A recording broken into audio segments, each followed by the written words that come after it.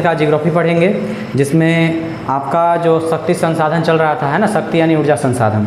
तो इसमें आप लोग पिछले क्लास में पढ़े थे परमाणु शक्ति के बारे में, है ना, जिसमें परमाणु शक्ति में बताया गया था कि जब उच्च भार वाले अणु, है ना, जब उच्च भार वाले अणु जब विखंडित होते हैं तो ऊर्जा का क्या हो जाता है, उत्सर्जन हो जाता है, जिससे परमाणु ऊर्जा प्राप्त होता है। इसके दो प्रमुख स्रोत मोनाजाइट और यूरेनियम। तो सबसे अधिक मोनाजाइट कहाँ पाया जाता था? पाया जाता है केरल में, और यूरेनियम, है ना, का विशाल भंडार कहाँ पे है? झारखंड के जादूगोड़ा में। देखिए, तो आज आपको पढ़ना है इससे आगे। देखिए, भारत में जो प्रथम आणविक रिएक्टर, है ना, भारत में प्रथम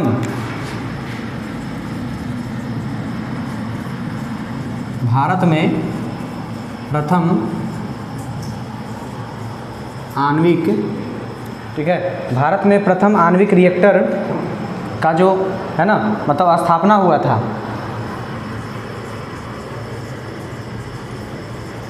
रिएक्टर की स्थापना कब हुआ था? 1955 ईस्वी में। 1955 ईस्वी में महाराष्ट्र के तारापुर में, महाराष्ट्र के तारापुर में हुआ था।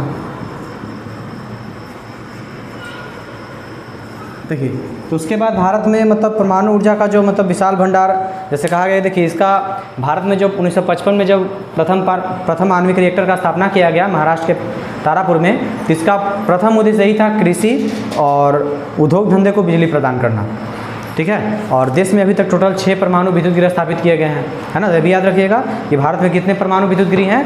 तो 6 हैं। भारत में कुल 6 परमाणु विद्युत गृह स्थापित हैं।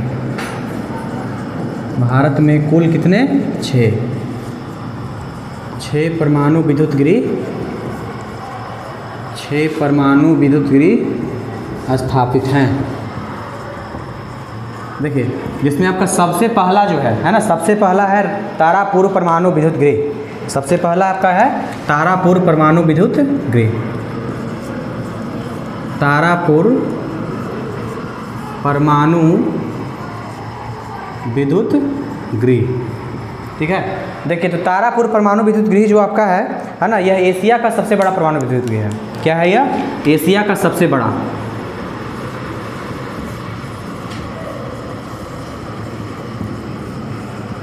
एशिया का सबसे बड़ा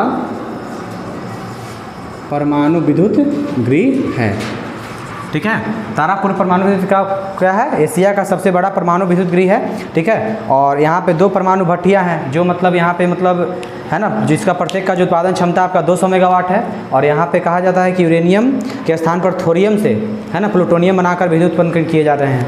और भारत में थोरियम के भंडार काफ़ी ज़्यादा समृद्ध हैं, ठीक है। तो यहाँ पे यूरेनियम का नहीं, यूरेनियम की जगह पे थोरियम का प्रयोग किया जाता है, ठीक है। और थोरियम से प्लूटोनियम बनाकर उससे विद्युत का उत्पादन किया जाता है। तो याद रखिएगा कि एशिया का सबसे बड़ा परमाणु विद्युत कौन है? तो तारापुर। ये कहाँ पड़ता है? तो महाराष्ट्र में। दूसरा जो आपका है राणा प्रताप सागर, राणा प्रताप सागर परमाणु विद्युत गृह, राणा प्रताप सागर परमाणु विद्युत गृह। देखिए, राणा प्रताप सागर परमाणु विद्युत गृह जो आपका है ना, यह राजस्थान के कोटा में स्थापित है। कहाँ पे है? राजस्थान के कोटा में। और यहाँ पे लगभग कहा जाता है कि यह जो बिजली घर था, है ना, इसका निर्माण कनाडा के सहयोग से हुआ था। इसका निर्माण कनाडा के सहयोग से हुआ है, कनाडा के सहयोग से हुआ है, ठीक है। तो राणा प्रताप सागर कहाँ पे है? महाराष्ट्र के, मतलब राजस्थान में है, सॉरी, राजस्थान के कोटा में है।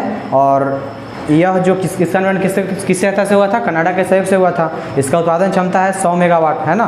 और मतलब फिलहाल इसको मतलब 235 मेगावाट करने का उत्पादन लक्ष्य रखा गया है। तीसरा आपका है कलपक्कम परमाणु विद्युत गृह। तीसरा क्या है? कलपक्कम,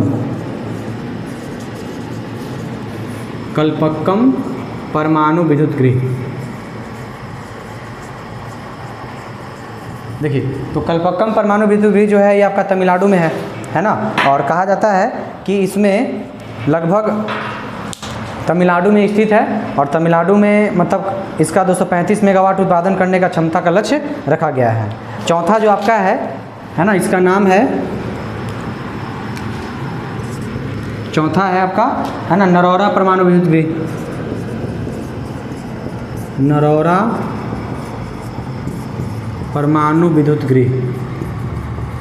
देखिए, तो नरौरा परमाणु विद्युत, ये भी कहा जाता है कि यह उत्तर प्रदेश के बुलंदशहर में है। ठीक है, यह उत्तर प्रदेश के बुलंदशहर के पास स्थित है। और मतलब यहाँ भी मतलब 1992 से लगभग नरौरा में परमाणु विद्युत गृह का स्थापना, मैंने परमाणु विद्युत उत्पादन कार्य शुरू हो चुका है।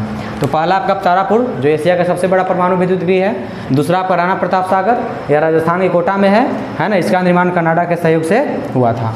दूसरा कलपक्कम परमाणु विद्युत गृह। तीसरा नरौरा, यह उत्तर प्रदेश के बुलंदशहर, कहाँ पे है, तो उत्तर प्रदेश के बुलंदशहर के पास। एक देखिएगा, अगला आपका है ककरापारा।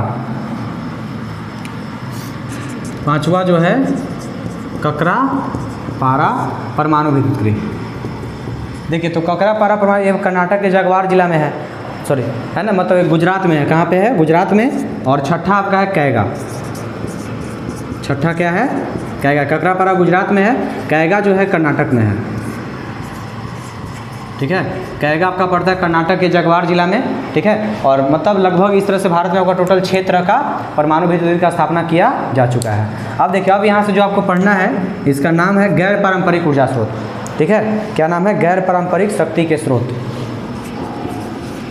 गैर पारंपरिक शक्ति के स्रोत।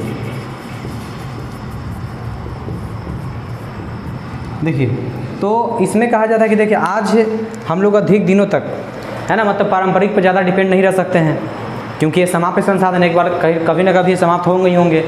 ठीक है, इसलिए मतलब आज गैर पारंपरिक शक्ति संसाधनों का खोज, मतलब उसका निर्माण, उसको विकसित करने का काम जारी है।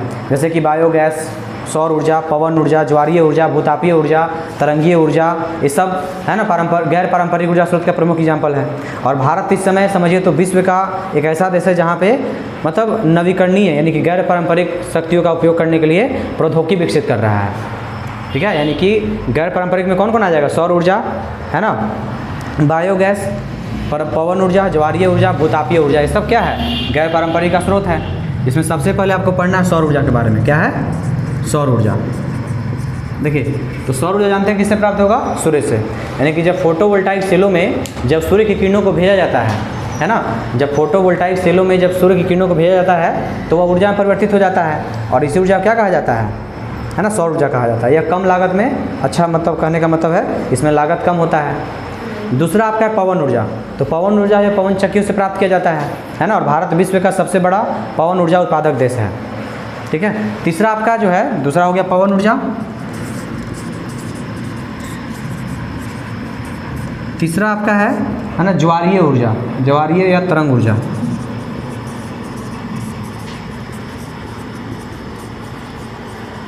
देखिए, तो समुद्री ज्वार तथा तरंग में गतिशीलता रहने के कारण, है ना, मतलब इससे अपार जो ऊर्जा इसमें रहता है। भारत में कहा जाता है कि मतलब कच्छ की खाड़ी और सुंदरवन का यह जो स्थान है जहाँ से तरंगीय और ज्वारीय ऊर्जा का उत्पादन किया जा रहा है। ठीक है, एक आपका है भूतापीय ऊर्जा, जो पृथ्वी के, है ना, पृथ्वी के उच्च ताप से प्राप्त किया जाएगा, उसे क्या कहते हैं, भूतापीय ऊर्जा कहते हैं। ठीक है, इस तरीके से बायोगैस ऊर्जा, जैव गैस ऊर्जा जो आपका मतलब बायोगैस और जैव गैस जो होता है, ग्रामीण क्षेत्रों में कृषि अपशिष्ट, गोबर, पशु और मानव के अपशिष्ट के उपयोग से बायोगैस उत्पन्न किया जाता है ना। आज देखिए, गोबर गैस प्लांट बहुत ज़्यादा लग रहा है ना, गोबर गैस प्लांट से ही मतलब कई तरह का ऊर्जा का उत्पादन किया जा रहा है। ठीक है, तो इस तरीके से कहने का मतलब है जो गैर पारंपरिक स्रोत हैं, सौर ऊर्जा, है ना, पवन ऊर्जा, ज्वारीय ऊर्जा, भूतापीय ऊर्जा, बायोगैस एवं जैव ऊर्जा।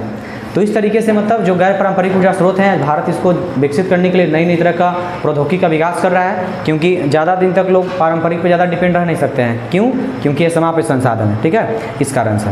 देखिए, तो अब देखिए लास्ट टॉपिक जो आपका है, शक्ति संसाधनों का संरक्षण। इसका जो चैप्टर का जो लास्ट टॉपिक है उसका नाम क्या है, शक्ति संसाधनों का संरक्षण।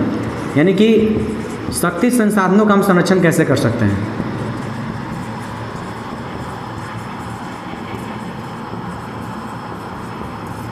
देखिए, तो आज देखिए, आज ऊर्जा जो है एक विश्वव्यापी मतलब ऊर्जा संकट जो है आज पूरे देश, पूरे विश्व के लिए एक समस्या खड़ा कर दिया है।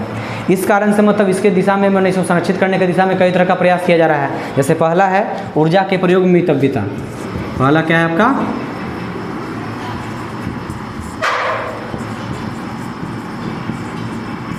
ऊर्जा के प्रयोग में मितव्यता। देखिए यानी कहने का मतलब है कि ऊर्जा संकट से बचने के लिए सबसे पहले करना क्या होगा कि ऊर्जा के उपयोग में मितव्यता बरती जाए, यानी कि इसको विवेकपूर्ण तरीके से उपयोग किया जाए, जितना है ना आवश्यकता उतना ही उपयोग किया जाए, है ना। चूँकि ऐसे ऐसे तकनीक का विकास किया जाए ताकि जिससे मतलब कहने का मतलब मोटर गाड़ी ऐसा निर्माण हो जो कम तेल में ज़्यादा चले, है ना। तो इस तरीके से कहा जाता है कम ऊर्जा का मतलब खपत हो और काम ज़्यादा निकले, ठीक है, उसका उपयोगिता ज़्यादा हो जाए। तो इस तरीके से समझ गया, ऊर्जा के उपयोग में मितव्यता बरत करके हम इसको संरक्षण दिया जा सकता है। दूसरा आपका है ऊर्जा के नवीन क्षेत्रों की खोज।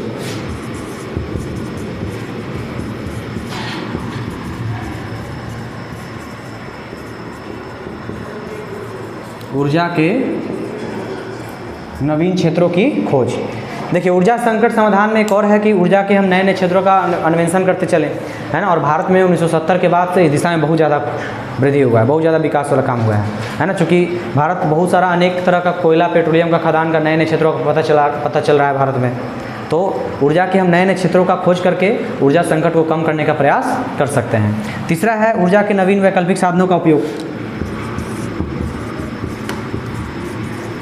ऊर्जा के नवीन वैकल्पिक साधनों का उपयोग। और एक आपका लास्ट है ना, इसका नाम है अंतर्राष्ट्रीय सहयोग। क्या है? अंतर्राष्ट्रीय सहयोग। यानी कि आज विश्व में सभी देश एक दूसरे से, है ना, शत्रुता भूल करके एक दूसरे को मतलब ऊर्जा संकट से बचाने का काम करें, है ना। भेदभाव भुला करके ऊर्जा संकट समाधान हेतु आम सहमति से नीति निर्धारण करें ताकि मतलब विश्व के लिए आगे दुखदायी सिद्ध ना हो, ठीक है ना।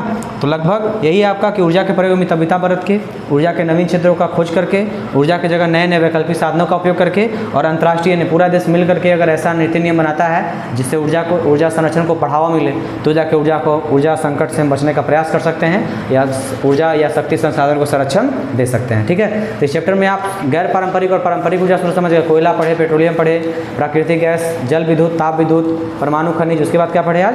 गैर पारंपरिक, और है ना इस तरीके से आपका लास्ट टॉपिक था शक्ति संसाधनों का संरक्षण, ठीक है। इस तरह से आपका ये जो चैप्टर था टोटल, है ना, खत्म हो गया। मतलब पहला में जितना भी संसाधन का चैप्टर था वो खत्म हो गया, ठीक है। तो इससे आगे आपको अगले दिन मतलब इसका नया चैप्टर जो है दूसरा कृषि शुरू किया जाएगा, और इसका जो नोट्स है आपको टेलीग्राम पे डाल दिया गया है ना, आप वहाँ से जाकर नोट्स अपना बना सकते हैं।